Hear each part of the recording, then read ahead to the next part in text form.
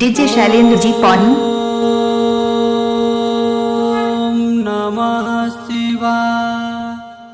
ओम DJ Shailendra ji पौनी। नमः शिवाय। ओम डीजे शैलेंद्र जी पौनी। ऐ बालक, मैं तुम्हारे तपस्या से अति प्रसन्न हूँ। मांग तेरा क्या इच्छा है? डीजे शैलेंद्र जी पौनी।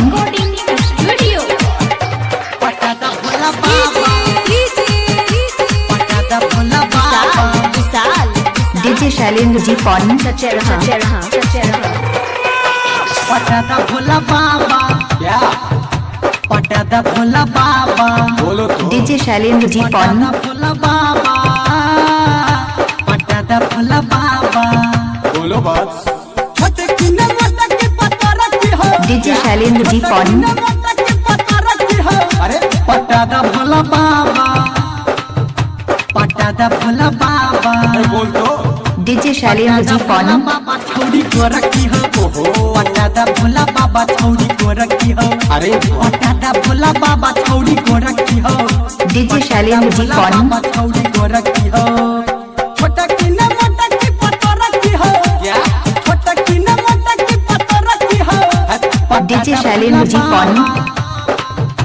पटादा भोला बाबा क्या बोलते हो? पटादा भोला बाबा छौड़ी को रखी हो।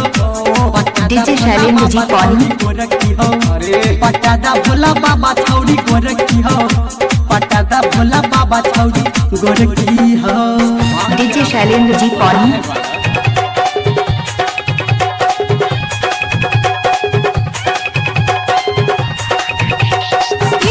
डीजे शैलेंद्र जी पौनी।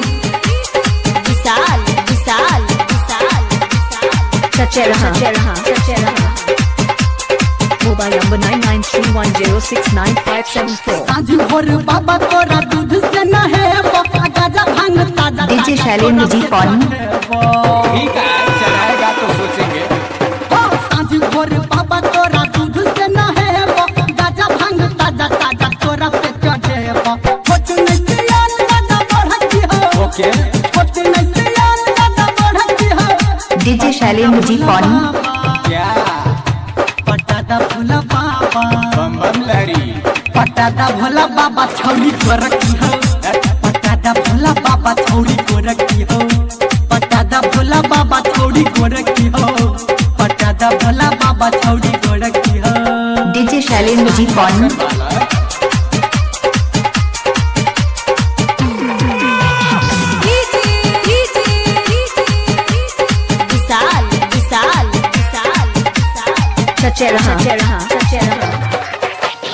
काम घर में बाबा हमरा लागल नहीं नीक हो। हमर डीजे शैलेंद्र जी पौनी। अब ठीक हो। ठीक है, अगले लगन में सोचेंगे। हाँ, काम घर में हमरा अब लागल नहीं नीक हो। हमर बियाह कतो पद अब ठीक हो।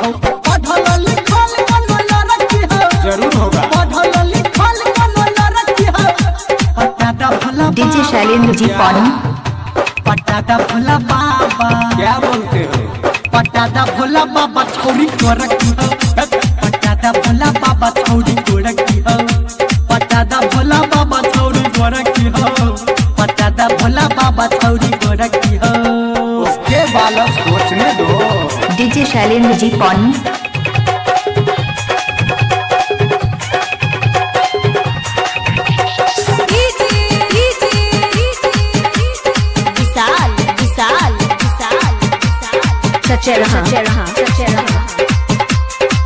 डीजे शैलेंद्र जी पौनी। 069574। संतोष मामा हमर कहे बार बार हो। धर्मेंद्र भागिन के जड़ल छे कपार हो। अरे वो तो करिहर गांव का मेरा ही भक्त है। संतोष मामा हमर कहे बार बार हो।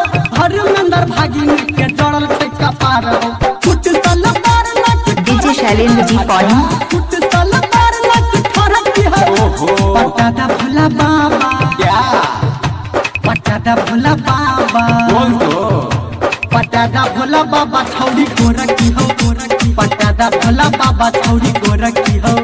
पटादा भोला बाबा छौड़ी को रखी हो। डीजे शैलेंद्र जी पौनी। भोला बाबा छौड़ी को रखी हो।